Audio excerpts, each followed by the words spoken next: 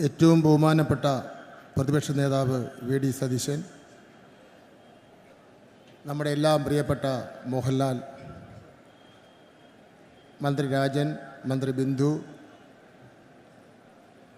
ബഹുമാനപ്പെട്ട വനംവകുപ്പ് മന്ത്രി, ഈ വേദിയിലുള്ള മറ്റ് ബഹുമാനരെ സുഹൃത്തുക്കളെ,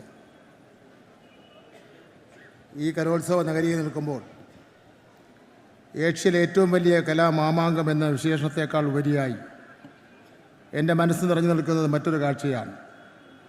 ചരിത്രത്തിലാദ്യമായി ഒരു കലോത്സവ വേദി ഒരു കുട്ടിയുടെ വീട്ടുമുറ്റത്തേക്ക് എത്തിയ ആ നിമിഷം.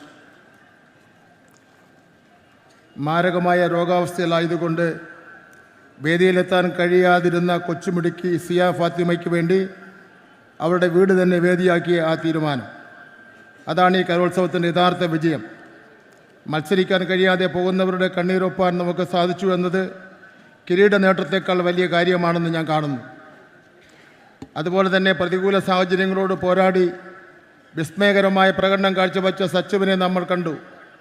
സച്ചുവിന് സുരക്ഷിതമായ ഒരു വീട് നിർമ്മിച്ച് നൽകുവാനുള്ള നടപടികൾ സർക്കാർ ഏറ്റെടുക്കുകയാണെന്ന് സന്തോഷ വാർത്ത ഈ വേദിയിൽ വെച്ച് ഞാൻ പ്രഖ്യാപിക്കുന്നു. അതൊരു ഔദാര്യമല്ല, ആ പ്രതിഭയ്ക്കുള്ള നമ്മുടെ ആദരവാണ്.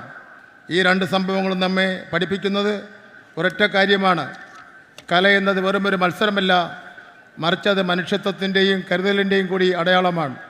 ജയപരാജയങ്ങൾക്കപ്പുറം കലയെന്ന വികാരത്താൽ ഒന്നുചേർന്ന വമ്പൻ ജനസഞ്ചയമാണ് ഈ കലോത്സവത്തിൻ്റെ ശക്തി. നമ്മുടെ കുട്ടികളുടെ കലാപരമായ ഭാവിയെ കരുതി സുപ്രധാനമായ ചില പ്രഖ്യാപനങ്ങൾ കൂടി നടത്തുവാൻ ഈ അവസരം ഞാൻ വിനിയോഗിക്കുന്നു.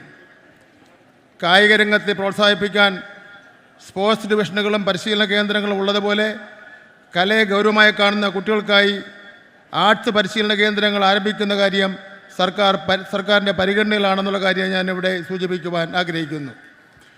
കുട്ടികളിലെ കലാവാസന പരിപോഷിപ്പിക്കാൻ സ്കൂളുകളിൽ സ്പെഷ്യലിസ്റ്റ് അധ്യാപകരെ നിയമിക്കുവാനുള്ള നടപടികൾ വേഗത്തിലാക്കും. കലയും കായികവും പഠിപ്പിക്കുന്ന അധ്യാപകർക്ക് ജോലി സുരക്ഷ ഉറപ്പാക്കാനുള്ള ശക്തമായ നടപടികളും സർക്കാർ സ്വീകരിക്കും. അടുത്ത അധ്യയന വർഷം മുതൽ കലോത്സവ നടത്തിപ്പിൽ കാതലായ ചില മാറ്റങ്ങൾ വരുത്തുവാൻ സർക്കാർ ഉദ്ദേശിക്കുന്നു. അധ്യയന വർഷം ആരംഭിക്കുമ്പോൾ തന്നെ സ്കൂൾ, സബ് ജില്ലാ, ജില്ലാ, സംസ്ഥാനതല കലോത്സവങ്ങളുടെ കൃത്യമായ ഷെഡ്യൂൾ പ്രഖ്യാപിക്കും. ഇത് കുട്ടികൾക്ക് പരിശീലനത്തിന് കൂടുതൽ സമയം നൽകും. സ്കൂൾ തലത്തിലുള്ള മത്സരങ്ങളിൽ പലപ്പോഴും പരാതികൾ ഉയരാറുണ്ട്. അതൊഴിവാക്കാൻ സ്കൂൾ മത്സരങ്ങളിൽ പുറത്തുള്ള നിന്നുള്ള ഉദ്യോഗസ്ഥന്മാരെ നിരീക്ഷകരായി നിയമിക്കുവാനുള്ള നടപടികൾ സ്വീകരിക്കും. കലോത്സവ വിജയികൾക്കുള്ള ഗ്രേസ് മാർക്ക് സമ്പ്രദായം കൂടുതൽ ശാസ്ത്രീയമായും നീതിയുക്തമാക്കുവാൻ വിദഗ്ധരുമായി ആലോചിച്ച് മാറ്റങ്ങൾ വരുത്തും. നമ്മുടെ സ്കൂൾ ഒളിമ്പിക്സ് വൻ വിജയമായിരുന്നു. പ്രത്യേക പരിഗണന അർഹിക്കുന്ന കുട്ടികളെ കൂടി ഉൾപ്പെടുത്തിക്കൊണ്ട് നടത്തിയ ആ മേള വലിയൊരു മാതൃകയായിരുന്നു. അതേ മാതൃകയിൽ വരും വർഷങ്ങളിൽ കലോത്സവവും ഇൻക്ലൂസീവ് ഫെസ്റ്റിവലായി മാറ്റുവാനുള്ള സാധ്യതകൾ സർക്കാർ പരിശോധിക്കുമെന്നുള്ള കാര്യം കൂടി ഞാനിവിടെ വ്യക്തമാക്കുവാൻ ആഗ്രഹിക്കുന്നു. എല്ലാവർക്കും ഒരേ വേദിയിൽ തങ്ങളുടെ കഴിവുകൾ മാറ്റുരയ്ക്കുവാൻ അവസരമൊരുക്കണമെന്നതാണ് സർക്കാരിൻ്റെ ആഗ്രഹം. വിജയികൾക്ക് എല്ലാവിധ അഭിനന്ദനങ്ങളും ഞാൻ അർപ്പിക്കുന്നു. നിങ്ങൾക്കെല്ലാവർക്കും ഒന്നുകൂടി അഭിവാദ്യങ്ങൾ അർപ്പിക്കുന്നു. നമ്മുടെ പ്രിയപ്പെട്ട ശ്രീ മോഹൻലാൽ ഈ കലോത്സവ നഗരിയിൽ എത്തിച്ചേർന്നത് ഇവിടുത്തെ മത്സരാർത്ഥികളായ ഓരോ കുട്ടിക്കും ലഭിക്കുന്ന ഏറ്റവും വലിയ പുരസ്കാരമാണ് എന്ന കാര്യം ഞാൻ ഇവിടെ സൂചിപ്പിക്കുകയാണ്. കലയുടെ മഹാമാങ്ങത്തിന് തിരശ്ശീല വീഴുമ്പോൾ അതിന് സാക്ഷിയാകുവാൻ അഭിനയ കലയുടെ കുലപതി തന്നെ എത്തിയിരിക്കുന്നു എന്നത് നമുക്ക് ഏവർക്കും അഭിമാനകരമായ നിമിഷങ്ങളാണ്. തൻ്റെ സിനിമാ തിരക്കുകൾക്കിടയിലും വരും തലമുറയിലെ കലാപ്രതിഭകളെ കാണുവാൻ, അവരെ പ്രോത്സാഹിപ്പിക്കുവാനും അദ്ദേഹം കാണിച്ച ഈ മനസ്സിന് പൊതുവിദ്യാഭ്യാസ വകുപ്പിൻ്റെയും ഇവിടെ കൂടിയിരിക്കുന്ന ഓരോ വിദ്യാർത്ഥിയുടെയും പേരിൽ ഞാൻ ഹൃദയം നിറഞ്ഞ നന്ദി രേഖപ്പെടുത്തുന്നു.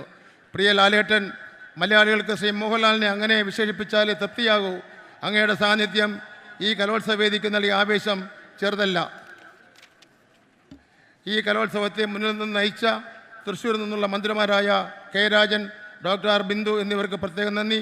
ഉത്തരവാദിത്ത കലോത്സവം എന്ന ആശയം 64ാമത്തെ സംസ്ഥാന സ്കൂൾ കലോത്സവത്തിന് നിർദ്ദേശിച്ച പൊതുവിദ്യാഭ്യാസ secretary doctor K Vasuki IAS, ഊണമുറക്കവും ഉപേക്ഷിച്ച് കലോത്സവ സംഘാടനത്തിൽ സജീവമായി നിലകൊണ്ട പൊതുവിദ്യാഭ്യാസ ഡയറക്ടർ ഉമേഷ് IAS, ജില്ലാ കളക്ടർ, പോലീസ് കമ്മീഷണർ തുടങ്ങിയ എല്ലാവർക്കും ഇതിനോട് പ്രത്യക്ഷമായും പരോക്ഷമായും സഹകരിച്ച സഹായങ്ങൾ നൽകിയ എല്ലാവർക്കും സംസ്ഥാന ഗവൺമെൻറ്റിന് വേണ്ടി നന്ദി രേഖപ്പെടുത്തിക്കൊണ്ട് എൻ്റെ വാക്കുകൾ അവസാനിപ്പിക്കുന്നു. നന്ദി, നമസ്കാരം.